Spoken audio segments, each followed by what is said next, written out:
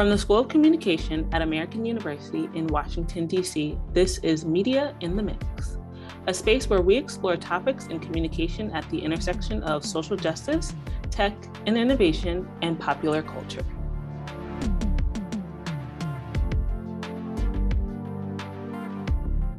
Hispanic Heritage Month, also known as Latino Heritage Month or Latinx Heritage Month, is an annual celebration from September 15th to October 15th, which celebrates the history and culture of Latino and Hispanic communities. This time commemorates how those communities have influenced and contributed to American society at large. In this episode, we examine the role of political correctness in an age of cultural identity by looking at how those in the Latino and Hispanic communities describe and define themselves versus how society and the media perceives their identity through the lens of School of Communication alumna Camila DeChallis. DeChallis is a senior DC politics reporter for Business Insider, where she covers issues related to the Justice Department and the federal courts. Previously, she worked at CQ Roll Call, where she covered the Department of Homeland Security and Immigration Policy.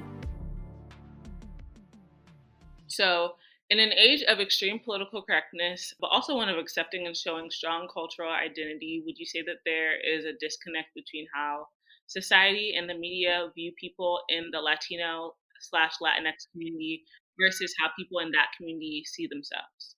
Yeah, I think like one of the biggest shifts we're seeing is that, for so long there's been so many stories commenting about how like the Latino group, especially when it comes to voting and things like that, that they're not this like monolithic group, right? No one term just defines them all. And so what you're kind of seeing now is this cultural shift of where a lot of groups are trying to really reclaim what their identity means and how they would like to define themselves. And I think the strongest argument you hear is that the Latino community is so diverse. And so when you're talking about this community, to not just give this broad statement identifying them one way, I think it's just important to acknowledge that there's multiple ways you can identify this community. Yeah, I love that you said that this community is not a monolith because no community really is. And how you just said that there's so many different ways to identify people and even just like how they look, how they sound, their hair texture, all these different things. And so I want to know from you, how would you identify your own self? Yeah, I think, kind of over the years, I think it's really important because, right, how people identify you, but then most importantly, how you identify yourself. And I really identify as being Afro-Latina and really acknowledging the roots that I'm from. My mom's side of the family is from Puerto Rico and they have indigenous and also European roots. And then also my father's like from the Caribbean. And so the way I identify myself, I think there's this acknowledgement of, it's one way of how other people identify you, but then I think there's just reclaiming that people are trying to do, saying, this is how I want to identify myself, and this is the identity, or this is the term that I really identify with. Yeah, absolutely. And so, even in talking about terms and identification, there is this age old question or age old debate of defining the terms Hispanic and Latino. I know different people have different definitions and understandings of these terms, especially because they're not synonymous, although, sometimes they're used interchangeably. But in your own words, how would you describe or differentiate the two? Yeah, I think that's really interesting, especially when it comes to describing Latino community, is that the term has really shifted throughout the years and the decades. You saw before in the 1990s that in order to refer to this community, you often said Hispanic, and the word Latino was really adopted more in the 1990s. And now you kind of see in like the 2000s, the word Latinx. There's a lot of ways you can really define it, and it changes depending on who you ask. A lot of people think that saying Latino is only identifying people that are from Latin America, and the word Hispanic is just identifying everyone who may have those roots or, that speaks Spanish. I think it really does change depending on who you ask and what that word means to them. But right now, I think that both terms, like, the Pew Research Center said that only 3% of people really identify with the term Latinx, and the most popular that people use is Latino. But I think, it's interchangeable, and depending on who you talk to and who they feel like, no, this really identifies with, the era that you grew up in and how you identify yourself or the people around you. But the most used term is really Latino. Gotcha. So I love that you brought up the research from Pew Research because I actually was going to bring that up as well. And so I know, kind of mirroring what you said, that only 3% of people who self-identify as Hispanic or Latino use the term, and so only 23% of those who identify as Hispanic or Latino claim to have even ever heard the term, which I think is really interesting. So what do you think that this statistic tells us about the term Latinx? I think, asking different communities, it means different things to them, especially reading about why certain Latinos in the LGBTQ community really identify with the term of Latinx is because that really doesn't assume someone's gender identity and that it is gender neutral. And so for a lot of people or a lot of activists, they feel like, I identify with this because it's not assuming the gender and nobody's putting that gender identity placed onto me. I think it's still a relatively new term. And depending on who you ask, I mean, some people feel that it's not what they identify with, that this is not really emblematic of who they are and how they identify with. I think it really just depends on, what your preference is. But I think the biggest thing is that there's no right or wrong answer. I think it's really to really define like how do you see yourself and how do you want to present yourself and what term you really identify with. I think it's interesting that you said there's no right or wrong answer, but I feel like in society and culture, we're kind of like, okay, well, this is the right answer, or this is the wrong answer, and this is how you should identify someone. And so, kind of help people out who are not a part of the Latinx community as to how we should identify people who are a part of that community. Yeah, I think the biggest thing I hear time and time again is that all you have to do is ask. Ask someone how they would like to be identified because it really can range. Some people do not want to subscribe to the word Latino because it already assumes a gender there, or Latina is referred to women who identify as a Latina. A Latino is for men, it's more masculine. And so I think the biggest thing I hear time and time again is just kind of to ask before you write or talk about a certain community or you're referring to someone's ethnicity, to really ask them beforehand because maybe it's different. I think the divisiveness, especially like where you're from, a lot of people think that the term Latinx, besides this being this debate about gender neutrality, is also just saying that, this was placed upon me, nobody asked me. And so I think for people who don't know about the debate and how contentious it can get, I think the easiest thing you can do to kind of avoid some pitfalls is really asking the community that you're covering, or asking someone if you're saying this is a Latino person or they identify as being Latino, to really ask what identity they feel comfortable with you writing or talking about beforehand.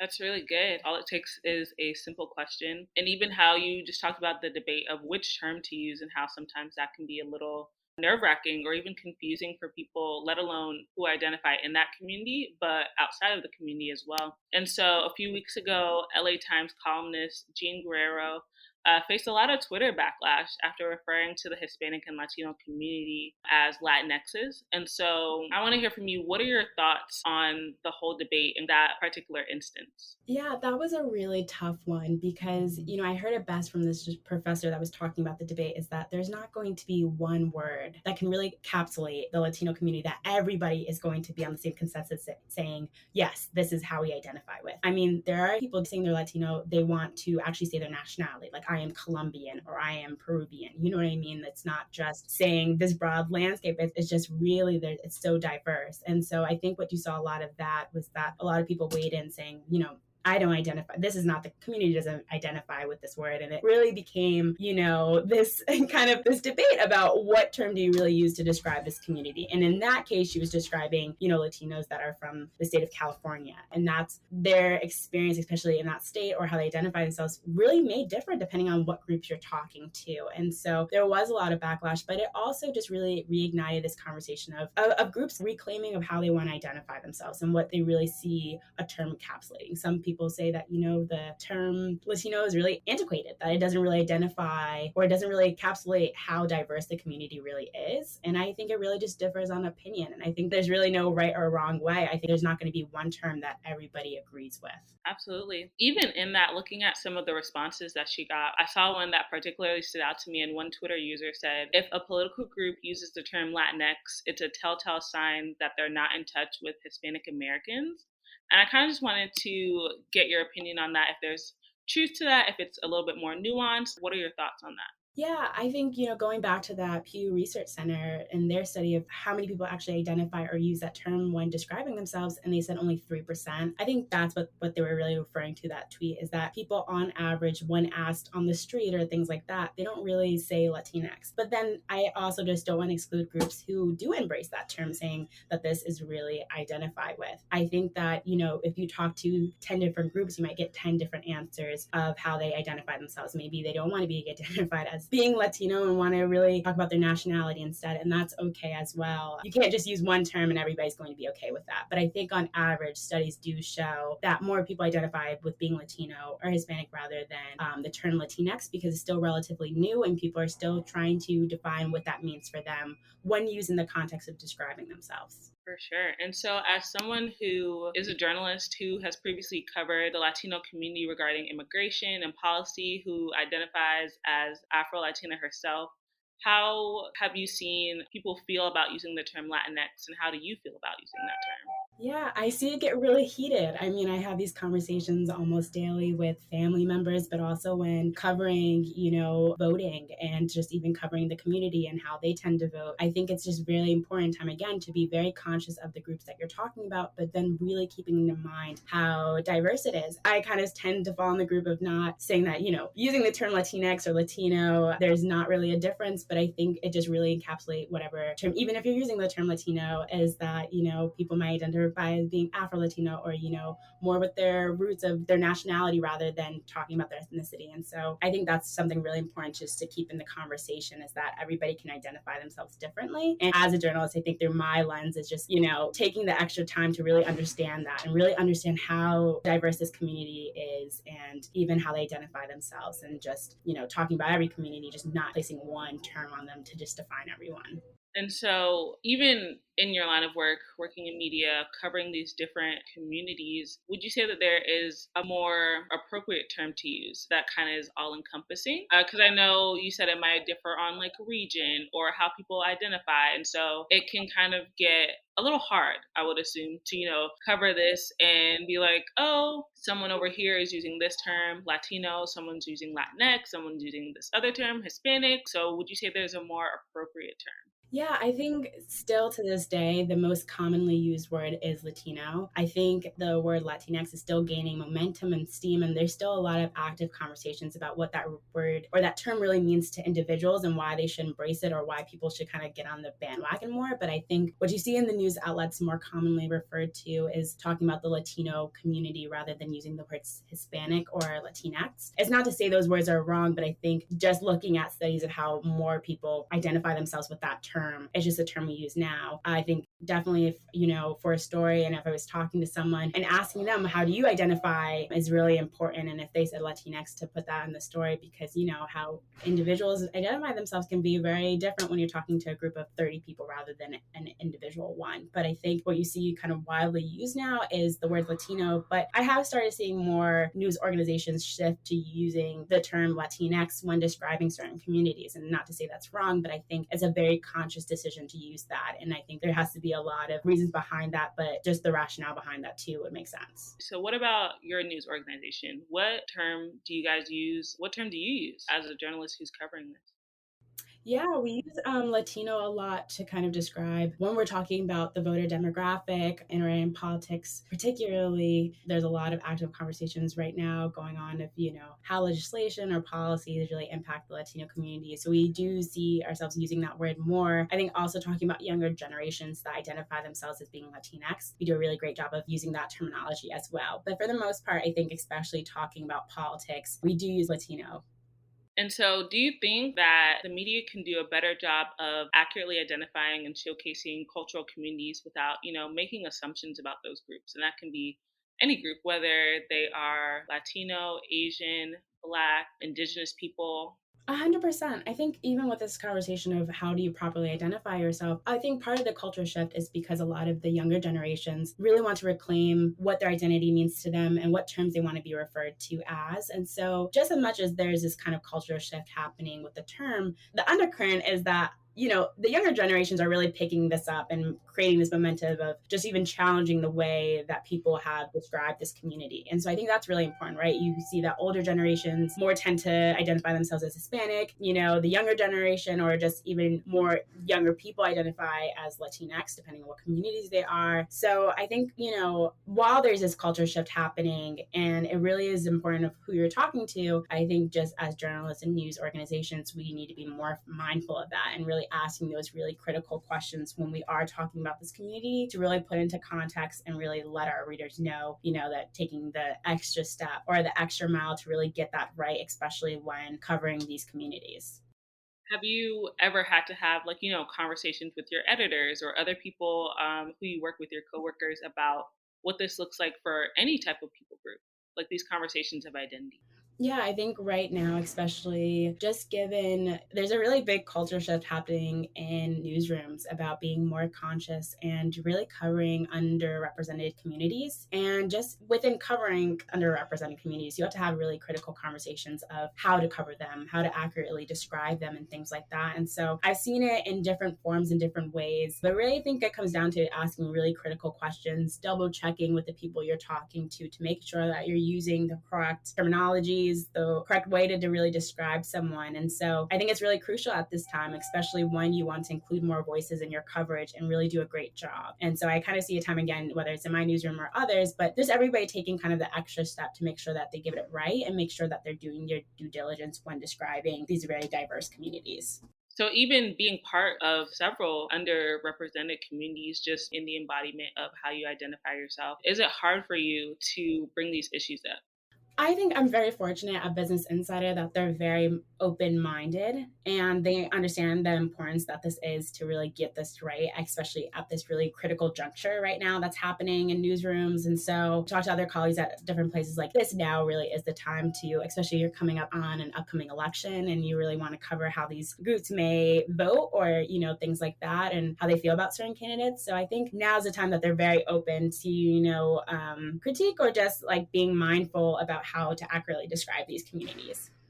And so, again, in your line of work, have you ever experienced the use of terms describing other racial or ethnic groups that have been similarly criticized? Yeah, I mean, not so much. I was covering immigration for a while, and even the way we tended to, making sure that we're using the correct terminologies. I haven't really encountered any pushback. I think people being really receptive if I said, hey, we really need to cover this community like this, or let's just ask a second question just to double check if this person's comfortable with the way we're identifying them. And so I think I'm really grateful that I've been given, kind of the room in order to make sure that I'm accurately portraying people's identities correctly. And so, I mean, as far as pushback, I think it's been more so an open conversation to make sure that our stories are accurately reflecting, the diversity that we're trying to portray in our stories. And so it's never been really a pushback. It's been more just an open conversation of, let's just double check one more time and things like that. But it's been really, in all sides in journalism, it's really coming to this culture shift. And I think it's like changing for the positive.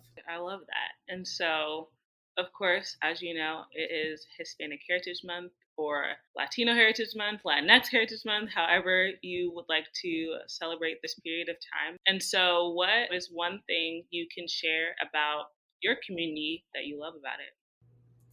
I think I'm always in amazement that I learned just so many new things about just different cultures within the Latino community. I mean, my mom's side is from Puerto Rico, but I always try to take time to try different foods in the Latino community, whether it's trying food from Honduras or from Peru and things like that, and just really educating myself about their culture. And I'm always just amazed at how diverse it is and how different it is. I'm comparing the different cultures, and I just have another, just more fondness for it, just like learning new things with it about this community. It's always like a real pleasure just to kind of learn new things about the Latino community and about the different cultures. Thank you. Well, it was great having you on, Camila. I really appreciate having you. Thank you so much for having me.